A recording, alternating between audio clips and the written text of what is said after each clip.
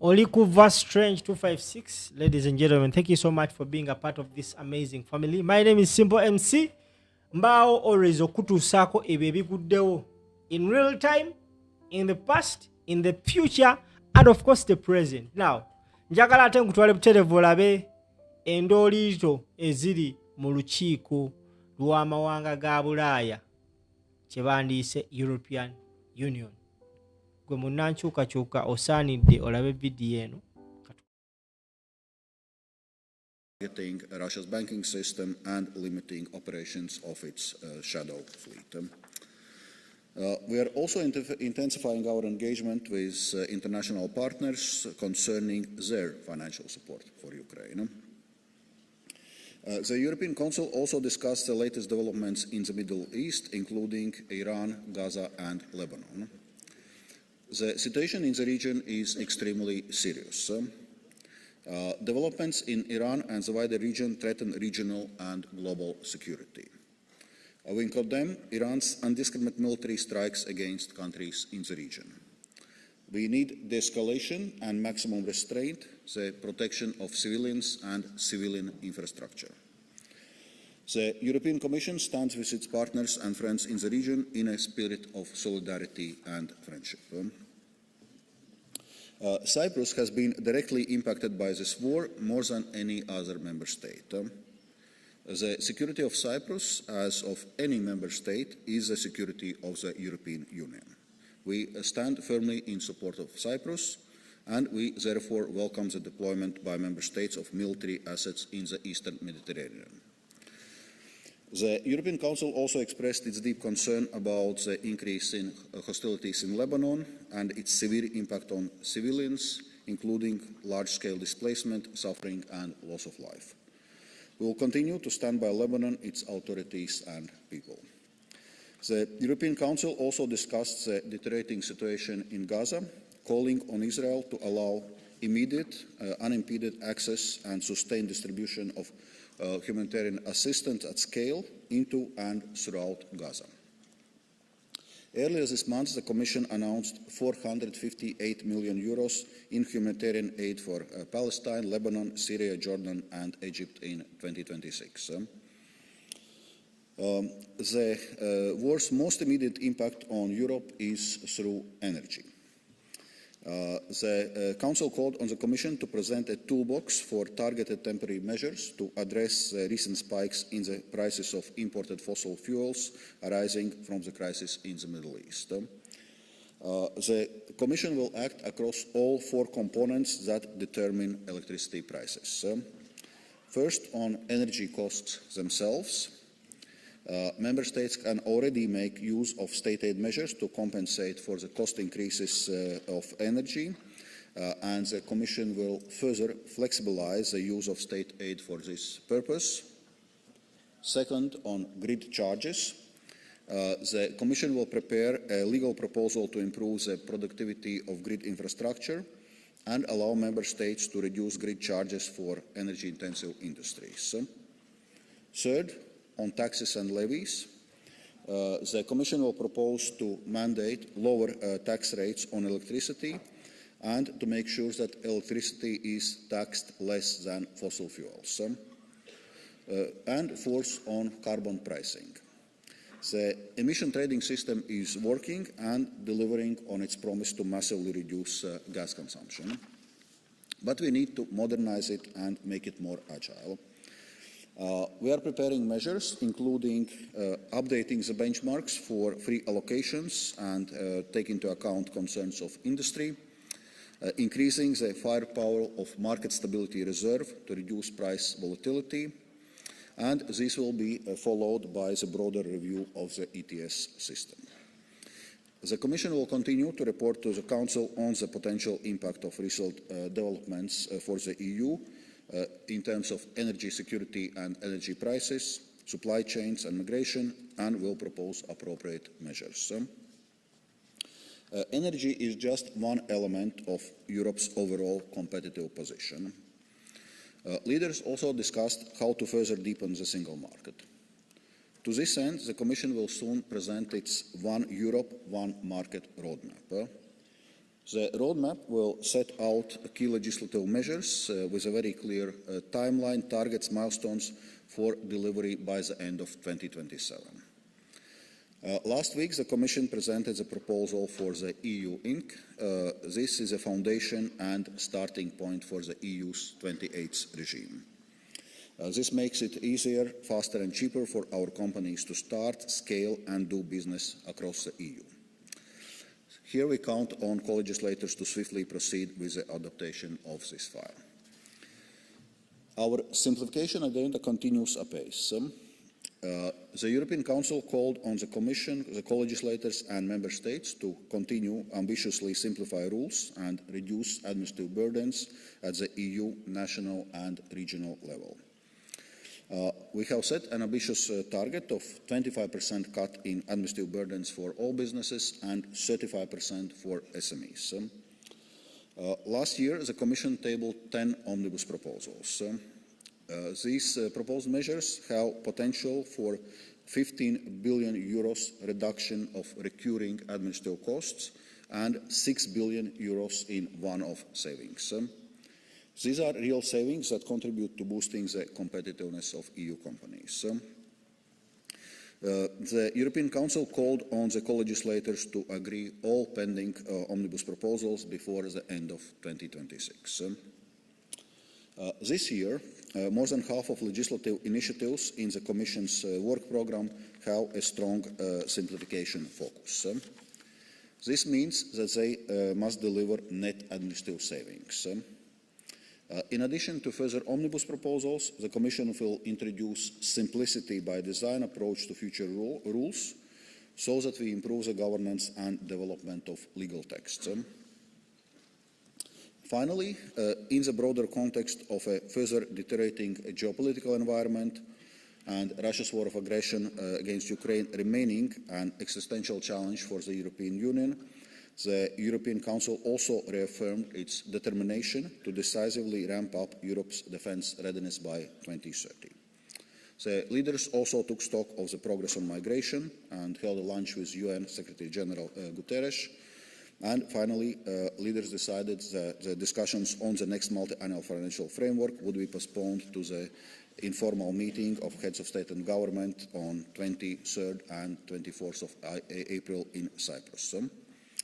To conclude, honourable members, we must continue to act with determination and focus to address challenges we face. This is the only way that we can ensure that Europe remains resilient, prosperous and sovereign in a rapidly changing world. Thank you, and I look forward for today's debate. Thank you very much, Commissioner Dombrovskis.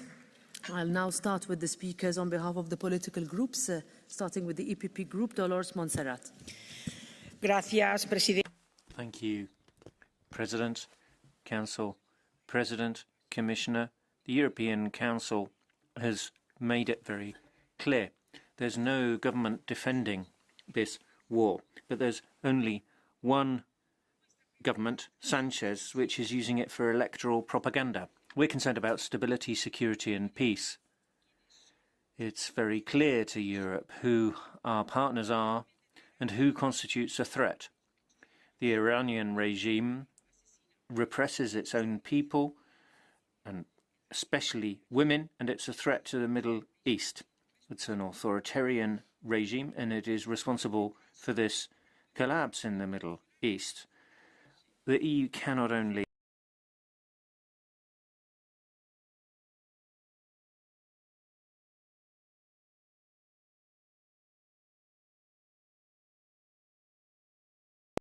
I believe. In October 2025, he said, this appointment abandons global Anglicans. Her appointment will make it impossible for the Archbishop of Canterbury to serve as a focus of unity. And I think that was really, that's an interesting quote, because that was what this ceremony is all about. It's about unity, right? It's about trying to bring those Anglicans together. But as you say, it's very difficult where British culture may have moved, but many of the, because this is a cultural shift really, isn't it? But many of the countries where Anglicanism is still very prominent, they haven't moved as well, which is now causing this growing divide. What did you make of the focus on Mary today? Was that homage to Dame Sarah Malali? Well, I mean, as you said, it's the Feast of the Annunciation, so it'd be surprising if any church service didn't, in fact, mention Mary an awful lot. And when you were talking about a cultural divide, about women priests and women bishops, it is actually a religious divide. I mean, there is the argument, and this existed in this country with the Church of England Anglo-Catholics. The argument's always been that as the 12 apostles were men, therefore you could not have a woman bishop.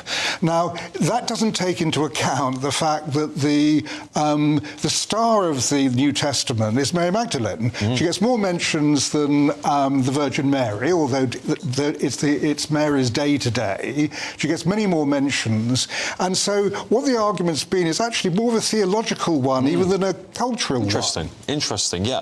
I mean, the reason why I say it's cultural, because I feel like it's become acceptable now for us to have these discussions where it wouldn't have been, 40 years or so. No, that's right. And I think that is actually one of the challenges for the new Archbishop. The problem with the Anglican Church in this country is it marches roughly 20 years behind the society it seeks to represent. Yes. So while people nowadays don't even bat an eyelid at same-sex marriage, the Church is still arguing about whether or not they should have blessings within church for them.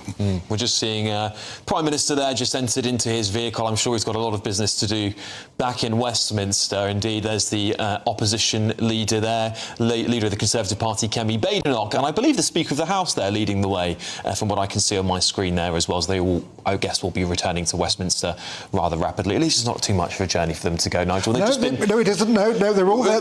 They're all there for Prime Minister's questions. Yeah. They zip down to Canterbury and they'll be zipping back. Yes. Yeah, interesting seeing them sat in there, divided actually, quite the Prime Minister and Kemi Badenoch divided by the Speaker of the House. I don't know whether that's a deliberate seating. I'm sure it is, but it's fascinating to see that politics is still very much part of the church. Yes, and I think this is the other important point. The reason you've got the Prime Minister there, the reason you've got Prince William representing the King there, is we have to remember that constitutionally we're a Christian country. Yes. That church and state are not separated, unlike America and France, where revolution swept away that link.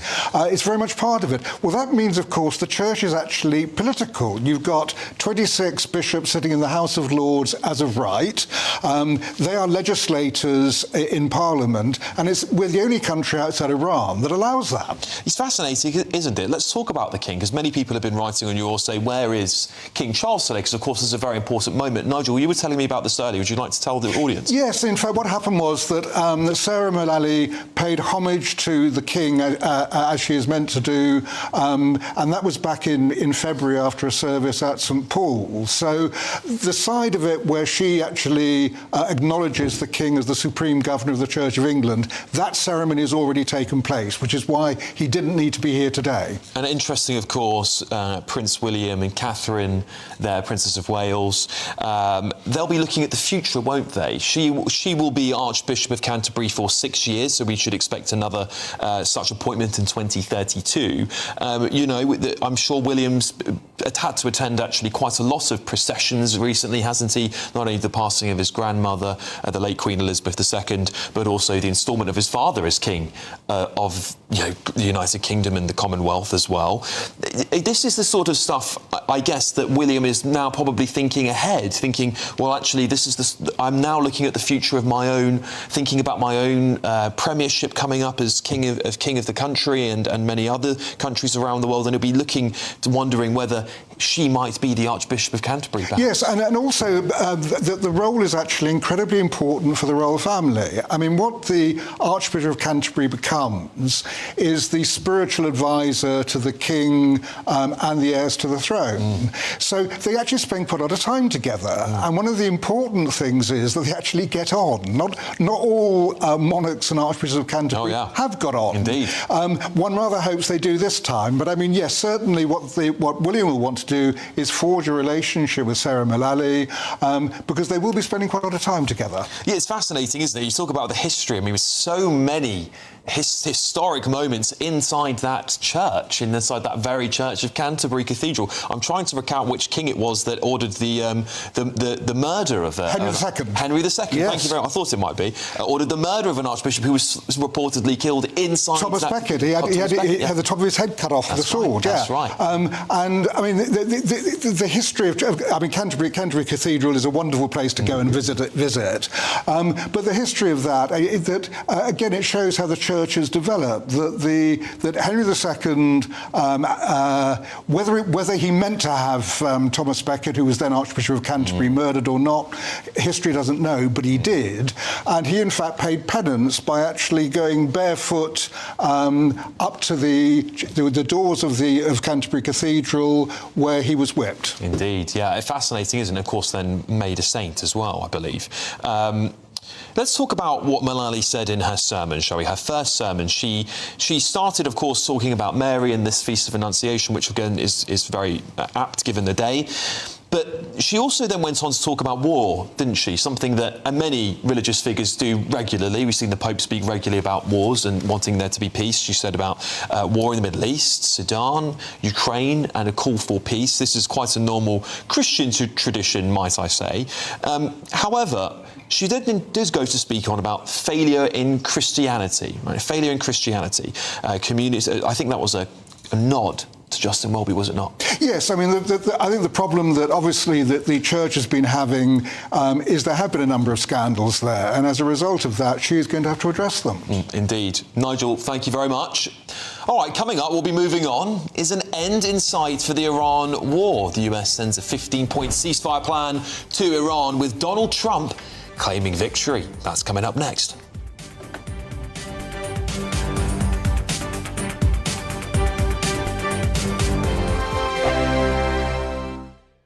At GB News, we love to hear from you, our loyal community. So drop us a line at gbnews.com/yoursay.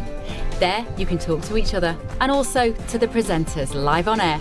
gbnews.com/yoursay, because GB News is your channel, Britain's news channel. Good afternoon, Britain. Weekdays from mid. Eri taro nagende Europe.